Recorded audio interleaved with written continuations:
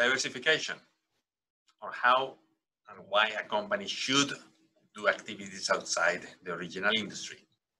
That's the topic we are going to analyze now. Hello, my name is Álvaro Cuervo, and welcome to the strategy course. So let's start with understanding how this fits within the topic of strategy. This is the story of how do you use your sources of advantage, and now it's going to be deploying this across other industries. It's a story of diversification, is doing different activities from the original industry sector of operation. Now, to understand this, we start with the concept of diversification, different types, and then answer the question of whether we should diversify or not. What is the logic behind this to make sure that we achieve success? I think that diversification, if you want to do it, is relatively simple. All you need is money and invest in another industry.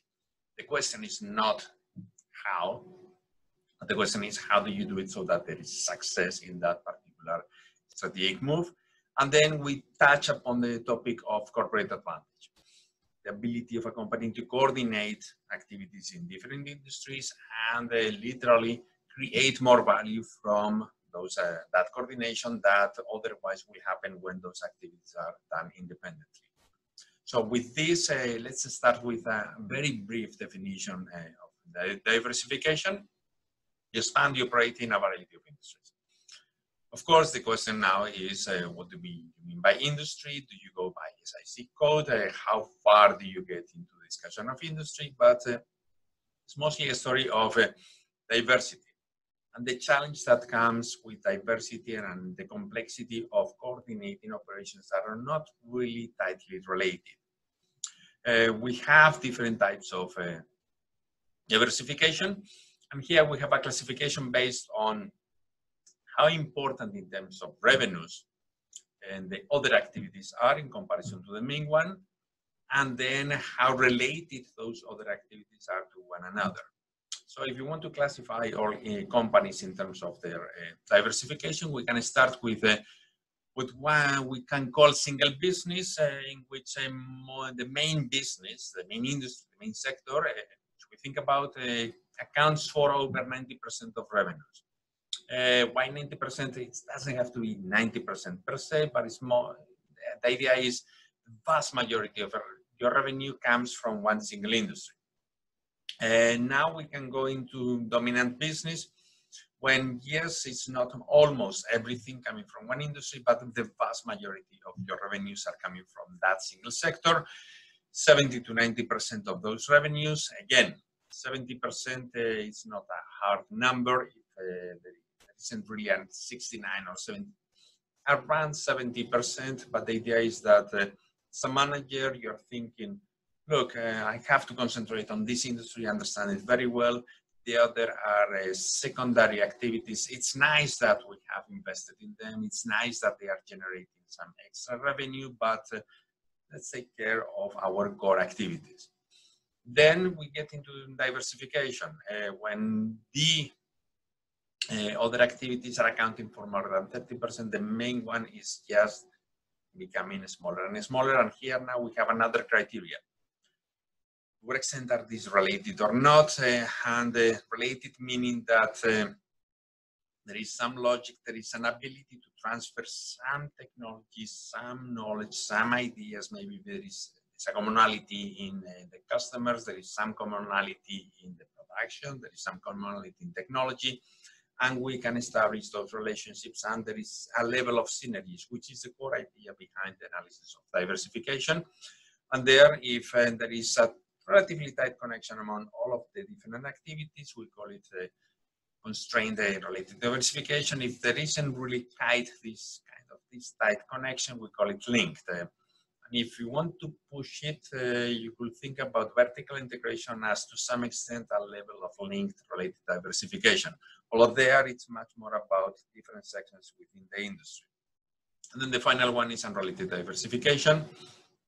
Businesses are operating in segments, in industries that really have nothing to do with one another, and we don't try to establish any connections among them. So this is diversification and the different types of diversification. And to start thinking about it, how do we analyze this? A very traditional analysis is the Boston Consulting Group, BCG Market Growth Share Matrix for selecting businesses. Is mostly coming from finance. The idea here is kind of how do I choose stocks? I'm going to choose stocks in which there is a potential for market and they do relatively well. Apply that to companies. That company within its own segment, it has a relatively large market share, which is a way of capturing how good the company is. We can get into a discussion whether market share is a good measure for this. That's a separate story.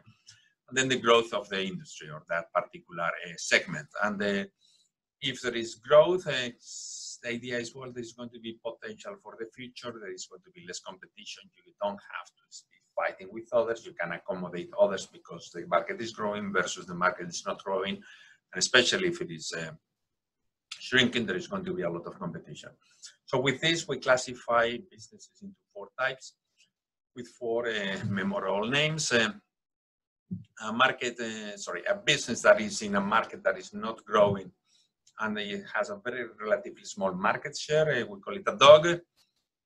Maybe not very attractive. There isn't really much of a future. The market is not growing. This is not a company that is going to be able to dominate others. Maybe we should start thinking about selling this company.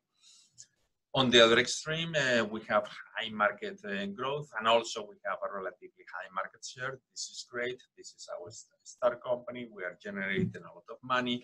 We can reinvest the money so that we can continue with this strong growth in the future. This is going to be fantastic.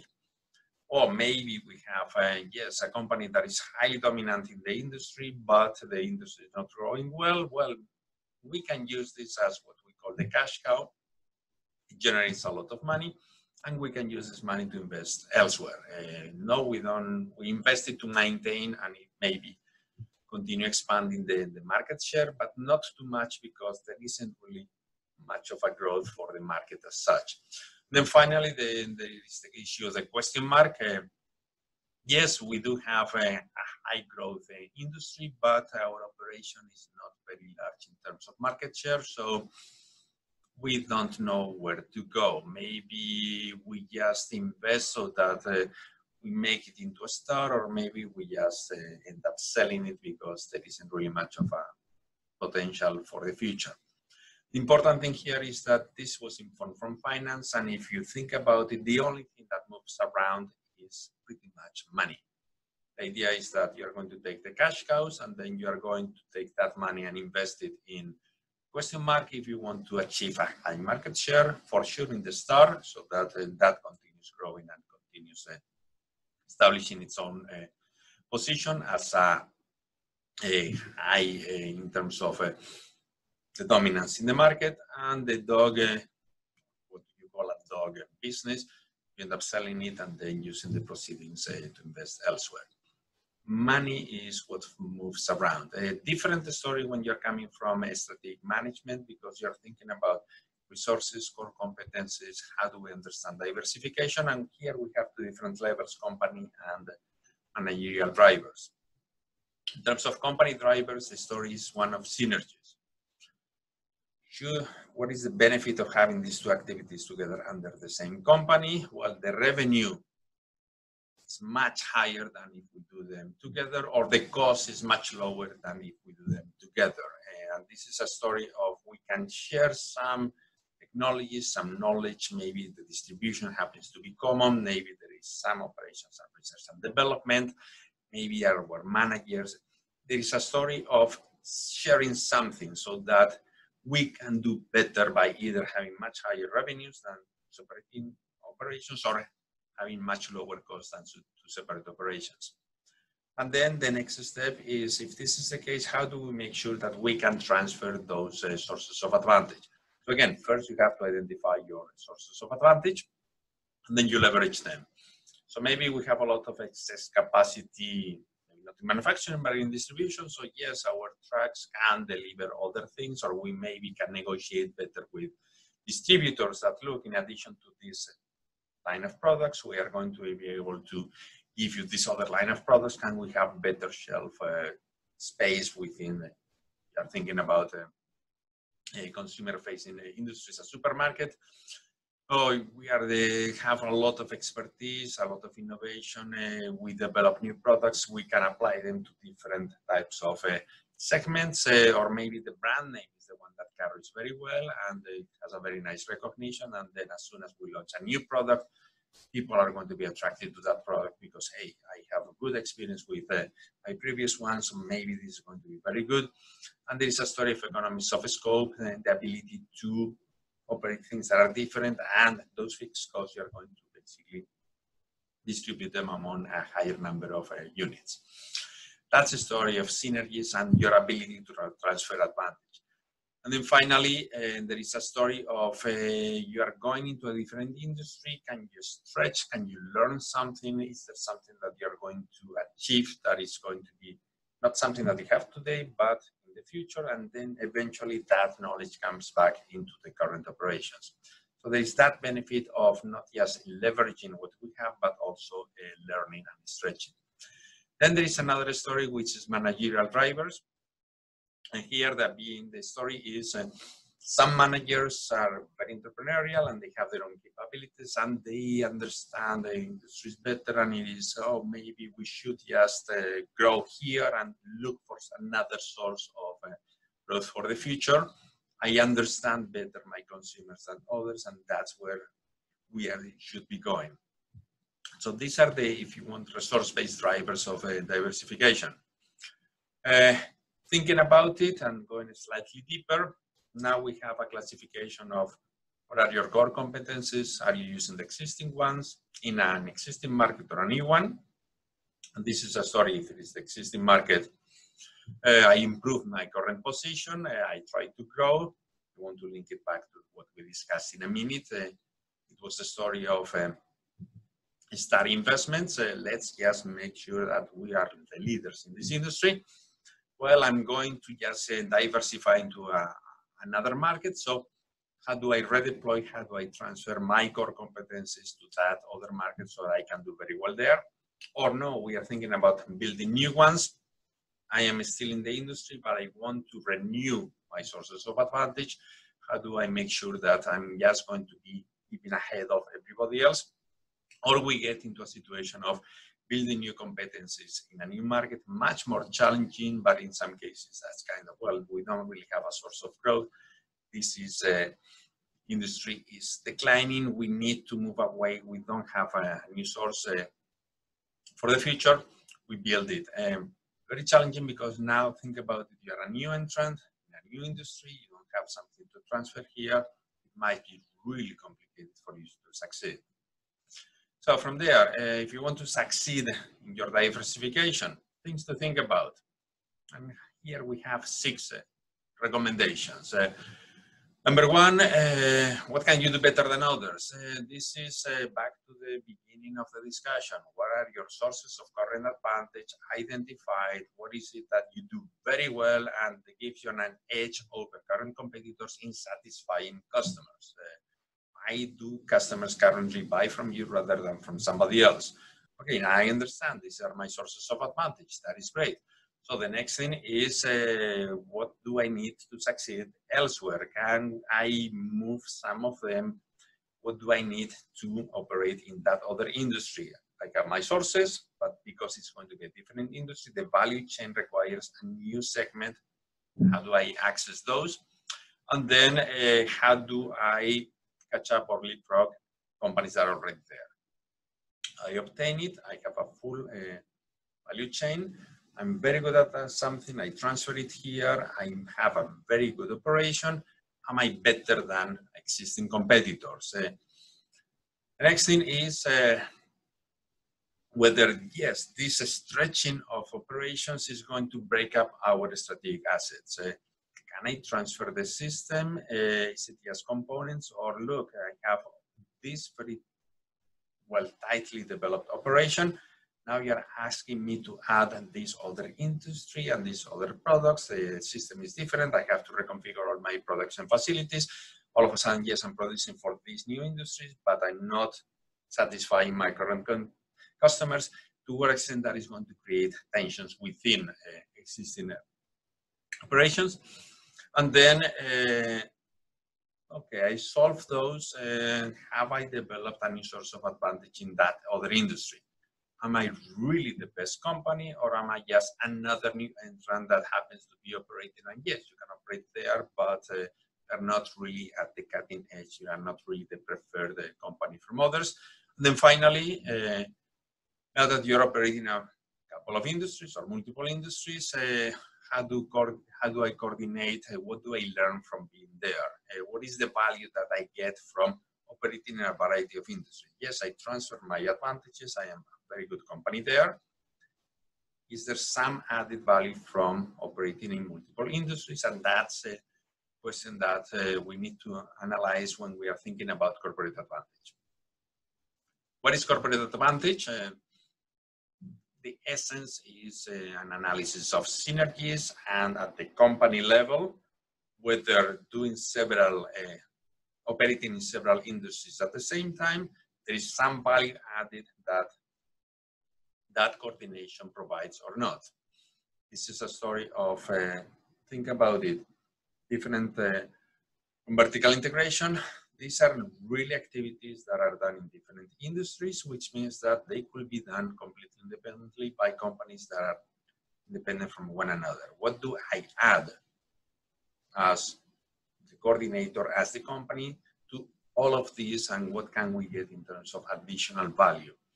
So to think about these elements that you have to consider, which are the resources that we're talking about, what are you going to be transferring around, which are the businesses that we are operating in, these are decisions, and then what is the type of organization that I use to basically manage this, which is reflected on a story of sources of competitive advantage, how do I coordinate, and then how do I control a much bigger, much more complex company.